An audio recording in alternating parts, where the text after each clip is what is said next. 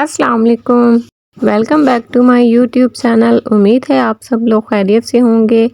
आप लोगों की बहुत ज़्यादा फरमाइशों पर आज मैं आप लोगों के साथ ड्रीम मिल्क केक की रेसिपी शेयर करूंगी। आज मैं आप लोगों के साथ कुछ टिप्स शेयर करूंगी। वीडियो को आप लोगों ने कंप्लीट वॉच करना है ताकि आप लोगों का केक भी जो है वो बहुत ज़बरदस्त और बेकरी स्टाइल में बनकर तैयार हो। चलें फिर बिना टाइम को वेस्ट किए रेसिपी को स्टार्ट करते हैं। Let's start the recipe. सबसे पहले मैंने यहाँ 4 बड़े साइज़ के अंडों का इस्तेमाल किया है। अंडों का येलो पार्ट और वाइट पार्ट अलग कर लेंगे। सबसे पहले यूजुअली मैं आप लोगों को केक की रेसिपीज़ में रूम टेम्परेचर अंडों का इस्तेमाल करने के लिए कहती हूँ, बट इस रेसिपी में आप लोगों ने फ्रिज के अंडों का इस्तेमाल करना है ताकि इसका येलो पार्ट और वाइट पार्ट ईजीली सेपरेट हो सके। अब हम इसे बीट करेंगे। इसमें साथ में हाफ कप शुगर शामिल कर देंगे। आप लोगों ने इसे तब तक बीट करना है जब तक ये स्टिफ पीक फॉर्म में आ जाए। अब इसमें मैंने जो यहाँ येलो पार्ट सेव करके रखा था अंडों का, वो इसमें शामिल करके इसको बीट कर लूँगी अच्छे से। आप लोगों ने इसे ओवर बीट नहीं करना। अब अच्छे से इसकी साइडों को साफ़ कर लूँगी ताकि हमारी हर चीज़ जो है वो ईज़िली साथ में मिक्स हो सके। अब मैं इसमें 1 टीस्पून वनीला एसेंस शामिल करूंगी। आप लोगों ने एक बात का ख्याल रखना है कि वनीला एसेंस आप लोग किसी अच्छी कंपनी का इस्तेमाल कीजिएगा, क्योंकि केक में बेकरी स्टाइल जैसा टेस्ट जो आता है वो वनीला एसेंस की वजह से आता है। आप लोग इसमें वनीला एक्सट्रैक्ट भी इस्तेमाल कर सकते हैं। अब हम इसका ड्राई पार्ट तैयार करेंगे। 3/4 कप मैंने यहाँ मैदा लिया है। 1/4 टीस्पून मैंने सॉल्ट का इस्तेमाल किया है। 1 टीस्पून बेकिंग पाउडर लेंगे। अच्छे से ड्राई इंग्रेडिएंट को मिक्स कर लेंगे। अब इसको मैं थोड़ा थोड़ा करके इसमें शामिल करूँगी।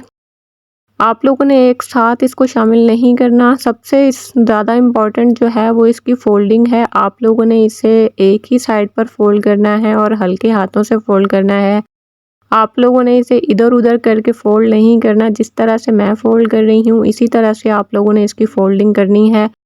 थोड़ा थोड़ा इसमें ड्राई इंग्रेडिएंट मिक्स करते हुए आप लोगों ने इसको फोल्ड करते जाना है।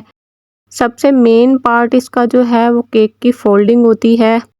आप लोग अगर इसकी फोल्डिंग अच्छी करेंगे तो आप लोगों का केक बहुत ज़्यादा सॉफ्ट और ज़बरदस्त बनकर तैयार होगा। अब मैं इसमें 2 टेबल स्पून मिल्क शामिल करूँगी। हमारा जो घर का दूध होता है वो रूम टेम्परेचर पर मैंने इस्तेमाल किया है। अच्छे से इसको फोल्ड कर लूँगी। आप लोग देख सकते हैं हमारा केक का बैटर कितना ज़बरदस्त बना है। मैंने यहाँ बेकिंग ट्रे को पहले से ही तैयार करके रखा था। उसे ग्रीस करके उसमें मैंने पार्चमेंट पेपर लगा लिया था। आप लोगों ने भी केक पैन जो है वो पहले से रेडी करके रखना है। अब इसे मैं टैप करूँगी ताकि इसमें कोई एयर बबल्स ना बने। प्री हीटेड ओवन में 300 फ़ारेनहाइट 150 सेल्सियस पर मैं 25 से 30 मिनट के लिए केक को बेक करूँगी। केक को मैंने मिडिल रैक पर रखा है। 25 मिनट में मैंने केक को चेक किया तो केक हमारा जो है वो बिल्कुल रेडी हो चुका था। आप लोग देख सकते हैं स्टिक जो है वो बिल्कुल क्लियर आई है। अब हम केक को निकाल लेंगे। इसे किसी कूलिंग रैक पर रखेंगे ताकि ये कम्प्लीटली ठंडा हो जाए। जब तक मैं 3 मिल्क तैयार कर लेती हूँ उसके लिए मैंने 3/4 कप व्हिपिंग क्रीम ली है। 3/4 कप मैंने मिल्क लिया है फुल फैट। अब इसमें मैं 4 टेबल स्पून कंडेंस मिल्क शामिल करूंगी। आप लोग अपने टेस्ट के हिसाब से भी शामिल कर सकते हैं। इसको अच्छे से मिक्स करके एक साइड पर रख दूंगी। अब मैंने यहाँ व्हिपिंग क्रीम ली है 2 कप। आप लोगों ने ठंडी व्हिपिंग क्रीम का इस्तेमाल करना है। इसे बीट कर लेंगे। 4 टेबल स्पून इसमें शुगर शामिल करेंगे। 1/4 टीस्पून इसमें वनीला एसेंस शामिल करेंगे। आप लोग देख सकते हैं ये स्टिफ पिक फॉर्म में आ चुकी है। अब हम इसे ट्रांसफ़र करेंगे पाइपिंग बैग में। आप लोगों ने क्रीम ठंडी ही इस्तेमाल करनी है। अब हम केक की तरफ चलते हैं। केक हमारा जो है वो कम्प्लीटली ठंडा हो चुका है। केक को हम लोगों ने अब निकाल लेना है बेकिंग ट्रे में से। आप लोग इसे किसी सर्विंग ट्रे या किसी सर्विंग प्लेट में ही निकालिएगा जिसमें आप लोगों ने इसे सर्व करना हो। आप लोग देख सकते हैं ये इजीली निकल गया है। अब इसका पार्चमेंट पेपर उतार लेंगे। ये इतना सॉफ्ट बनकर तैयार हुआ है। अब मैंने यहाँ जो क्रीम व्हिप की थी वो केक के चारों कॉर्नर्स पर लगा लूँगी। अब मैंने यहाँ जो मिल्क तैयार करके रखा था वो अब मैं इस पर लगाऊंगी। कॉर्नर से लगाना स्टार्ट करूँगी। हमारा केक इतना सॉफ्ट बनकर तैयार हुआ है कि आप लोग देख सकते हैं कि ये उसी टाइम मिल्क को एब्जॉर्ब करता जा रहा है। अगर केक का टेक्सचर थोड़ा सा हार्ड होगा तो आप लोगों को इसमें किसी फोक की मदद से या स्टिक की मदद से सुराख करने पड़ेंगे। फिर आप लोग इसके ऊपर मिल्क डाल के इसे आप लोगों को 1 घंटे के लिए रेस्ट देना पड़ेगा ताकि मिल्क जो है वो केक में अच्छे से एब्जॉर्ब हो जाए। बट मैंने यहाँ इसको नहीं रखा, आप लोग देख सकते हैं हमारा केक इतना सॉफ्ट था कि उसी टाइम इसने मिल्क को एब्जॉर्ब कर लिया था।